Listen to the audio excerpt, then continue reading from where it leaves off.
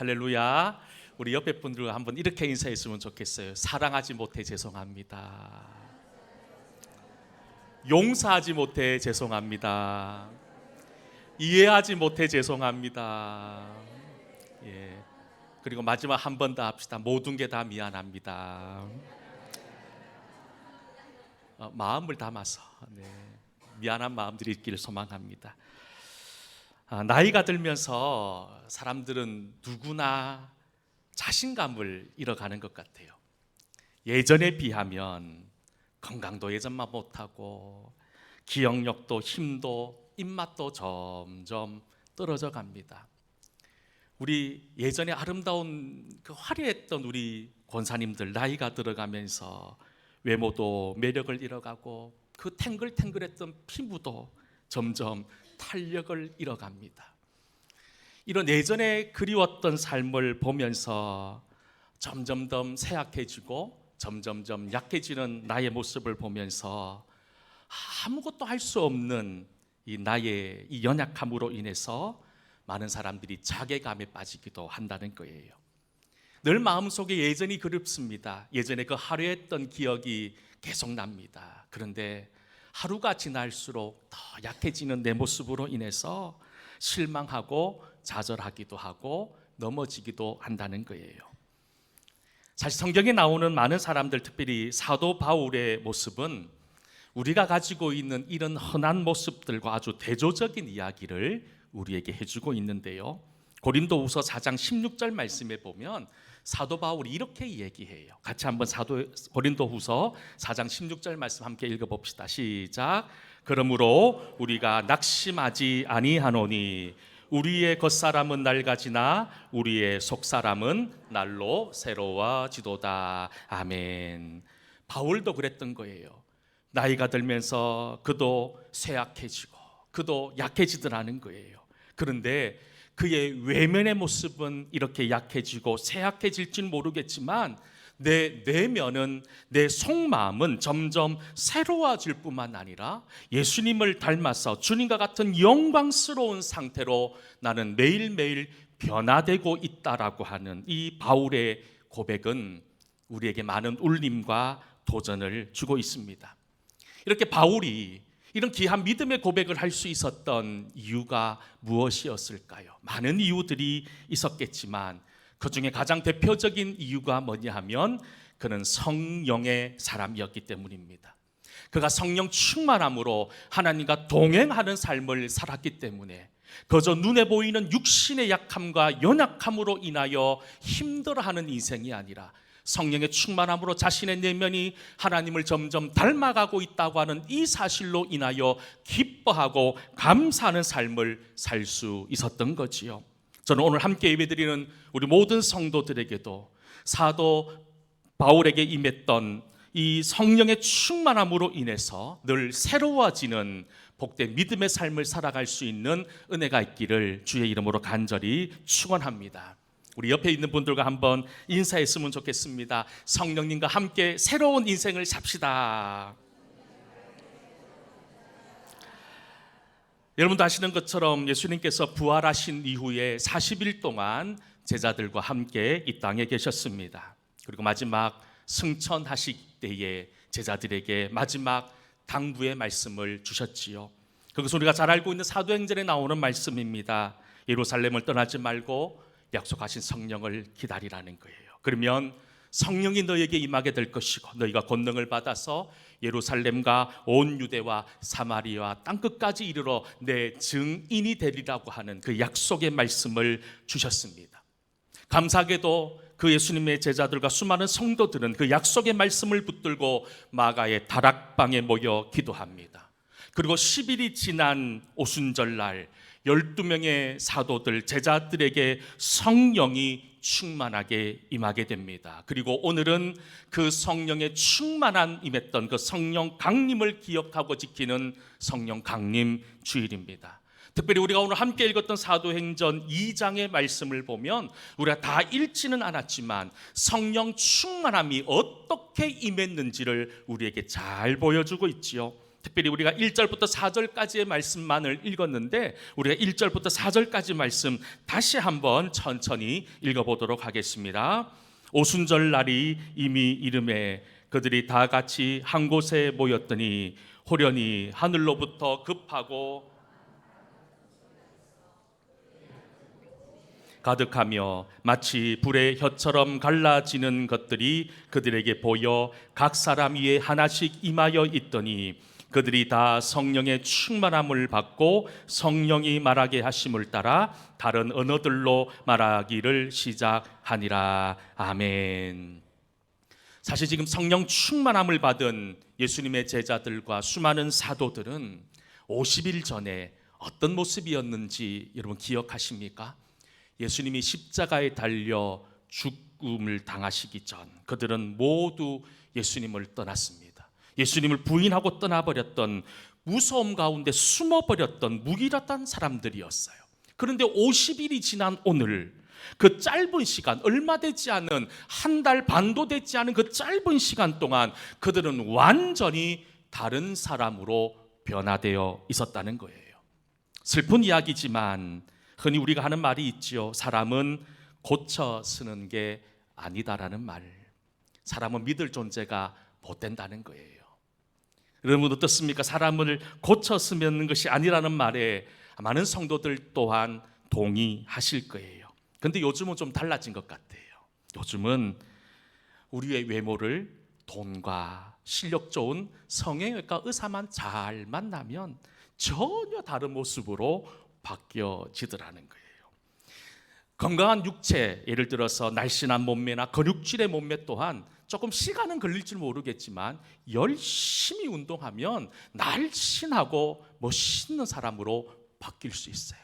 우리의 외형은, 우리의 외모는 그렇게 하면 바뀔 수 있어요. 그런데 여전히 우리의 속사람, 우리의 내면은 바뀌기 쉽지 않다는 거예요. 하지만 여러분, 육신이 새롭게 변화되기 위해서 성형외과라고 하는 좋은 의사를 만나면 바뀌는 것처럼 우리의 속사람, 우리의 바뀔 것 같지 않은 우리의 내면도 바뀌더라는 거예요. 언제 바뀌느냐? 우리가 성령의 충만함, 하나님을 만나게 되면 내가 지금까지 나만 알고 살았던 이기적이고 욕심으로 뚫뚫 뭉쳐 있었던 내가 변화되고 새로워지더라는 거예요. 그 이야기가 누구의 이야기입니까? 오늘 예수님 성령의 충만함을 받고 있었던 제자들과 120명의 성도들의 삶을 통해서 목격할 수 있는 것 아닙니까? 사도 바울의 삶을 통해서도 발견할 수 있습니다. 사도 바울은 어떤 사람이었습니까? 예수 믿는 사람들을 잡아 핍박했던 여러분 그런 핍박자였어요. 근데 그가 성령의 충만함을 입고 하나님을 만나니 그가 완전히 다른 삶을 살아가고 있지 않습니까? 그가 복음을 전하는 선교사가 되었습니다. 그의 의지로, 그의 노력으로 바뀐 것이 아니라 성령의 충만함으로 바뀌었던 것이지요. 변화되고 새로워진 것입니다. 제가 예전에 설교할 때도 한번 1907년에 있었던 평양 대부흥운동에 대한 이야기를 드렸던 적이 있습니다. 오래전 이야기입니다. 100년도 훨씬 지난 이야기인데 이 평양 대부흥운동은 영적 각성 대운동이었습니다. 성도들에게 성령의 충만에 임했습니다. 그리고 하나님 앞에서, 사람 앞에서 자신들의 죄를 철저히 고백하고 완전히 다른 삶을 살겠다 결단하는 기적들이 일어나기 시작합니다. 이 평양 대부흥운동이 시작된 시작점이 있었습니다. 장대은 교회라는, 평양에서 제일 큰 이 장대은 교회에 길선주 장로라는 분이 있었습니다. 그 장로님이 1500명이 모인 집회 부흥회에서 여러분 자신만이 알고 있는 부끄럽고 수치스러운 죄를 1500명이나 있는 사람들 앞에 나와 고백합니다. 성도 여러분, 저는 하나님 앞에 이런 죄를 저질렀습니다. 그가 말하지 않았다면 아무도 모를 일이었어요. 그런데 그가 그 사실을 이야기합니다. 이런 길선주 장로의 고백을 듣고서는 저녁 7시부터 시작된 부흥회 새벽 2시까지 이어지는데 나도 사람들 앞에, 하나님 앞에 내 죄를 고백해야겠다는 사람 12명이나 나와서 울면서 기다렸다는 이야기가 지금도 교회사에 그대로 전해지고 있다는 거예요. 여러분, 우리가 성령의 충만함을 입고 하나님을 만난 사람들이 가장 먼저 고백하는 것이 뭔 줄 아십니까? 하나님, 저는 죄인입니다 라는 거예요. 하나님을 만나고 보니 지금까지 알지 못했던, 지금까지 깨달았지 못했던 죄가 보이기 시작하고 하나님 앞에 나와 그 죄를 회개하기 시작하더라는 거예요. 비슷한 이야기가 전해집니다. 사도행전 2장 37절부터 38절까지의 말씀을 보면 베드로의 설교를 들었던 사람들이 성령의 충만함을 입고 난 다음에 이런 일들이 일어납니다. 우리 같이 한번 말씀 읽어볼까요? 37절 38절입니다. 그들이 이 말을 듣고 마음에 찔려 베드로와 형제들아 우리가 어찌할꼬 하거늘 베드로가 이르되 너희가 회개하여 각각 예수 그리스도의 이름으로 세례를 받고 제사함을 받으라. 그리하면 성령의 선물을 받으리니. 아멘. 교회에서 참 많이 사용하고 듣는 이야기가 회개하라는 이야기입니다. 여러분, 회개란 무엇입니까? 그저 내가 지은 죄를 눈물 흘리며 고백하는 것이 회개일까요? 물론 맞는 이야기입니다.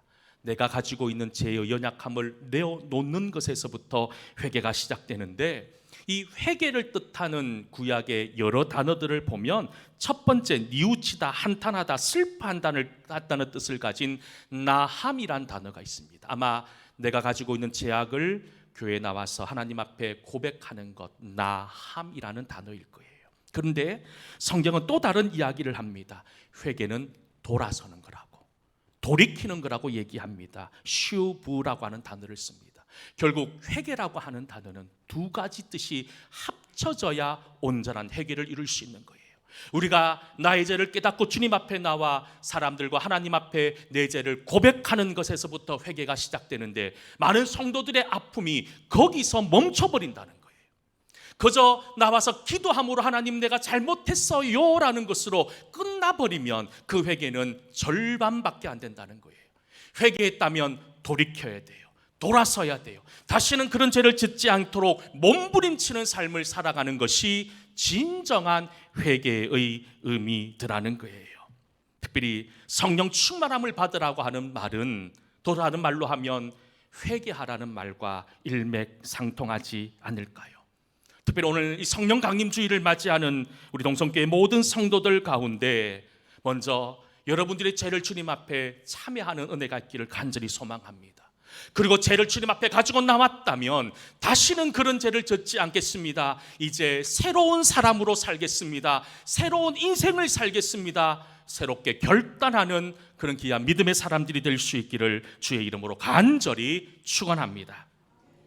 이처럼 성령의 선물을 받고 성령의 은혜를 누리는 사람은 지금까지 누리지 못했던 새로운 삶과 새로운 인생을 살아가게 됩니다.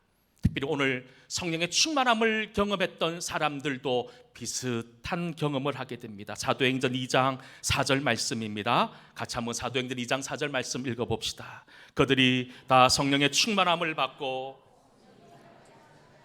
다른 언어들로 말하기를 시작하니라. 성령의 충만함을 받은 사람들이 변화되기 시작한 거예요. 새로워지기 시작합니다. 그들에게 변화된 것 가장 첫 번째가 그들의 말이 달라지기 시작한다는 거예요. 현대를 사는 모든 사람들이 가지고 있는 치유되지 않는 고질적인 병이 있습니다. 그게 뭔 줄 아십니까? 그 병은 바로 자기만 생각하는 병입니다. 자기 중심의 병, 나만 생각하는 불치병들을 오늘 저를 포함한 모든 사람들, 함께 예배드리는 여러분들 모두도 나 중심으로 생각하는 암보다도 무서운 질병들을 누구나 다 가지고 있다는 거예요. 여러분, 나 중심적인 사람, 어떤 언어를 사용하는 줄 아십니까? 내가 말이야, 내 생각에는 내가 누군데, 여러분, 이런 나뿐인 말만 합니다. 주어도 나고 목적어도 나고 서술어도 나예요. 나만 있는 거예요. 나만 있는 거예요. 아무리 성도라고 하더라도 나 중심의 삶을 살다 보면 하나님이 보이지 않아요. 나밖에 보이지 않는다는 거예요. 여러분, 이게 지금 우리가 가지고 있는 고질적인 병 아닙니까?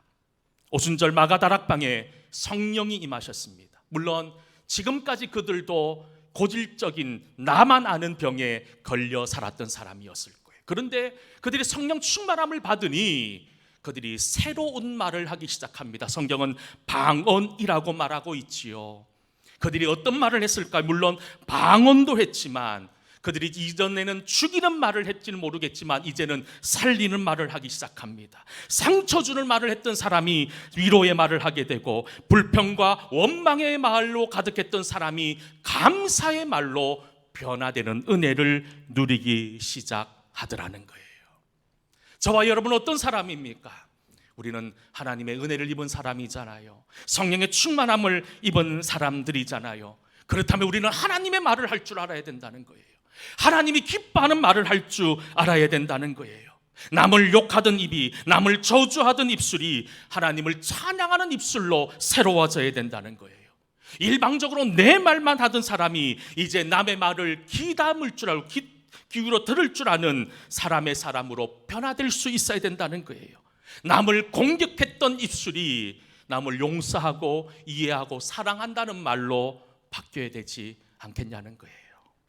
그래서 여러분, 우리가 이제 성령 충만함을 받았다면 이제 우리가 사용하는 말이 달라지길 원합니다. 아까 제가 설교하기 전에 그런 말을 했죠. 사랑하지 못해 미안합니다. 용서하지 못해 미안합니다. 여러분, 우리 마음속에 미안합니다, 사랑합니다, 여러분, 이런 말들이 우리에게 넘쳐날 수 있기를 축복합니다. 더 이상 불평의 말, 원망의 말, 정죄하고 판단하고 심판하는 무너지는 말, 죽이는 말을 우리 입 밖에도 담지 않는 우리 동성교회 모든 성도들이 될 수 있기를 주의 이름으로 간절히 축복합니다. 그리고 이 성령 충만함을 받은 사람은 입술만 달라지는 게 아니에요. 여러분, 잘 생각하셔야 돼요. 입술의 변화는 결국 행동의 변화를 가져옵니다. 우리가 오늘 읽지는 않았지만 사도행전 2장 13절 말씀에 보면 이런 말씀을 이야기합니다. 같이 한번 사도행전 2장 13절 말씀 함께 읽어봅시다. 시작. 또 어떤 이들은, 여러분, 세술에 취했다는 얘기를 듣기 시작합니다. 예수 믿지 않는 사람들, 세상 사람들이 이 초대교회에 있었던 120명의 성도들이 성령 충만함을 받아서 변화되는 모습을 보니까 이 세상 사람들이 뭐라고 얘기하냐면 술 취했다는 거예요. 술 취했다는 거예요. 저는 아직까지 술 취해 본 적이 한 번도 없습니다. 근데 여러분, 가끔씩 우리가 이렇게 술 취한 사람들의 모습을 보면 예전에 이런 모습이 아닌데, 원래 이런 모습이 아닌데 술에 취하니까 인사불성이 되고 완전히 설교할 때 좀 그렇지만 개망나니가 되는 경우들이 얼마나 많이 있습니까? 술에 취하니까 사람이 달라지더라는 거예요. 세상 사람들이 보니 그랬다는 거예요. 아니, 예전에 이 사람들이 이런 사람이 아니었다는 거예요. 그들의 삶은 여전히 나만 알는 삶이었던 거예요. 그런데 어느 순간부터 달라져 보이기 시작하는 거예요. 그래서 이것을 어떻게 표현할 수 있을까? 세상 사람들이 초대교회 성도들을 바라보면서 새 술에 취했다, 술 취한 사람 같다라고 하는 말을 하기 시작하더라는 거예요. 여러분, 저는 오늘 함께 예배드리는 저와 여러분들이 주님을 알지 못하는 이 세상 사람들, 가족들로부터 혹시 술 취했어요? 라는 말을 들을 수 있기를 축복합니다. 한잔 하셔서 술 취했다는 얘기가 아니라 성령 충만함을 받아서 어제 이랬던 사람이 아닌데, 원래 이런 사람이 아닌데 좀 달라 보이는 삶을 살아가야 될 사명이 우리에게 있다는 거예요. 그저 나만 알았던 삶이 이제 하나님을 높이고 다른 사람을 인정할 줄 아는 삶으로 변화되는 것, 이것이 새 술에 취한 성령의 사람의 모습들이 아닐까요? 로마를 여행해 보신 분들은 수많은 유적지들을 방문합니다. 그 중에 꼭 빠지지 않고 가는 곳이 있습니다. 가타쿰이라는 곳이지요. 그곳은 수많은 사람들이 지금도 비싼 돈을 들고 그곳에 가서 관람을 합니다. 사실 이곳은 로마 시대 수없이 끊이지 않았던 로마의 핍박으로부터 숨어들었던 지하 동굴이었습니다. 그들은 믿음을 지키기 위해서 안락한 집을 포기했습니다. 믿음을 지키기 위해서 목숨을 내놓았고 지금까지 쌓아놓았던 사회적 지위와 모든 재산들을 내려놓았습니다. 그들은 그곳에서 살면서 아기를 놓기도 하고 결혼하기도 하고 또 사랑하는 사람들을 장례 치르기도 했다는 거예요. 그런데 놀라운 것은 그런 절망적인 상황 속에서도 그들은 절망하지 않았던 겁니다. 그렇게 그들이 긴 세월 동안, 무려 300년에 가까운 시간 동안 그들이 햇빛 하나 제대로 들어오지 않는 깜깜한 지하 동굴에서 그들이 이겨낼 수 있었던 힘이 어디에 있었을까요? 바로 그들에게 성령 충만함이 있었기 때문이죠.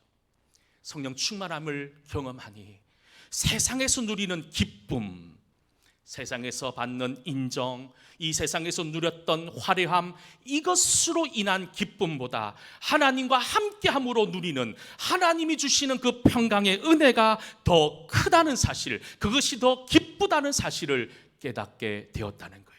그러니 햇빛 들어오지 않는 그 깜깜한 지하 동굴에서 그들은 하나님을 찬송할 수 있었고 서로를 위하여 격려하고 서로를 소망하며 살 수 있었던 거지요. 여러분, 다시 한 번 더 성령의 충만함을 입은 여러분, 입술의 변화와 삶의 변화로 이어지는 놀라운 기적의 사람들이 될 수 있기를 주의 이름으로 간절히 소망합니다. 근데 제가 하고 싶은 말은 이 말이 아니에요. 우리의 입술이 바뀌고 우리의 삶이 새로워지는 것, 여러분, 이것이 성령의 충만함을 입은 사람들의 증거가 아니라는 거예요. 그게 전유물이 아니라는 거예요. 그러면 성령 충만함을 입은 사람들이 가장 자신 있게 내놓을 수 있는 것이 무엇일까요? 사도행전 1장 8절 말씀 같이 한번 읽어보겠습니다. 사도행전 1장 8절 말씀 읽습니다. 시작. 오직 성령이 너희에게 임하시면